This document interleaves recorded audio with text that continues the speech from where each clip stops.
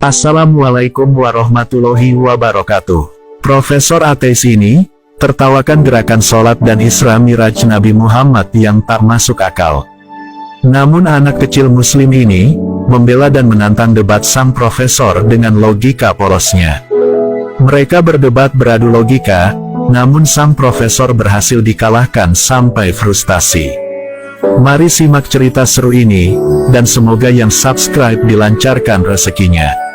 Auditorium itu penuh sesak. Ratusan orang duduk dengan penuh antusiasme, menunggu seminar yang dipandu oleh Profesor Cornelius, seorang ilmuwan ateis terkenal. Ia dikenal bukan hanya karena kejeniusannya dalam sains, tetapi juga karena keberaniannya menertawakan agama, terutama Islam. Malam itu, ia berdiri di atas panggung, menatap audiens dengan senyum penuh percaya diri. Kepada ratusan penonton yang cerdas, suaranya menggema. Kita hidup di zaman di mana ilmu pengetahuan telah menjawab hampir semua pertanyaan. Namun, masih ada orang yang percaya pada mitos dan ritual kuno yang tak masuk akal. Ambil contoh sholat. Apa gunanya membungkuk dan sujud berulang kali? Mengapa seseorang harus berdoa 5 kali sehari seakan-akan Tuhan itu tuli? Gelak tawa pecah di antara para pendukungnya. Profesor Cornelius tersenyum puas, lalu melanjutkan, dan yang lebih konyol, kisah Isra Miraj. Muhammad mengaku naik ke langit dalam satu malam.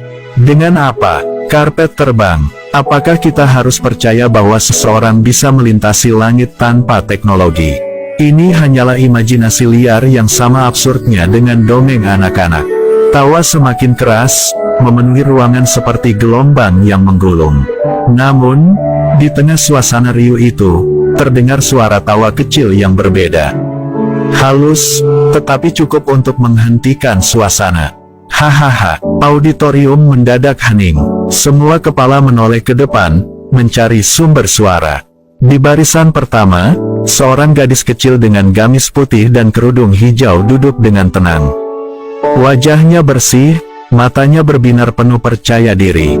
Ia tampak seperti anak kecil biasa, tapi senyum di wajahnya menunjukkan sesuatu yang berbeda. Profesor Cornelius menyipitkan mata. Ada yang lucu, nak. Anak kecil itu berdiri. Dengan suara lembut, tetapi jelas terdengar ke seluruh ruangan, ia berkata, "Saya tertawa karena profesor berbicara dengan keyakinan tinggi, padahal banyak yang profesor tidak pahami." Ia menatap sang profesor dengan penuh ketenangan. "Nama saya Halimah. Saya ingin menantang profesor dalam adu logika." Ruangan mendadak gempar. Seorang anak kecil menantang seorang profesor ternama. Itu bukan sesuatu yang biasa terjadi. Sebagian hadirin mulai berbisik-bisik, sebagian lagi menatap Halimah dengan tatapan heran. Profesor Cornelius terkekeh, menggelengkan kepala seolah merasa tak perlu serius menghadapi tantangan ini. "Baiklah, Halimah," katanya dengan nada mengejek. "Kita mulai dengan sesuatu yang sederhana. Jelaskan padaku, apa gunanya sholat? Mengapa seseorang harus berdiri, rukuk, dan sujud berulang kali? Bukankah itu hanya gerakan tanpa makna yang dilakukan seperti robot?"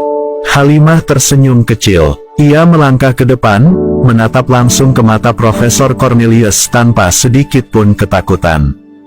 "Profesor, apakah Anda percaya pada ilmu kesehatan?" "Tentu saja," jawabnya cepat.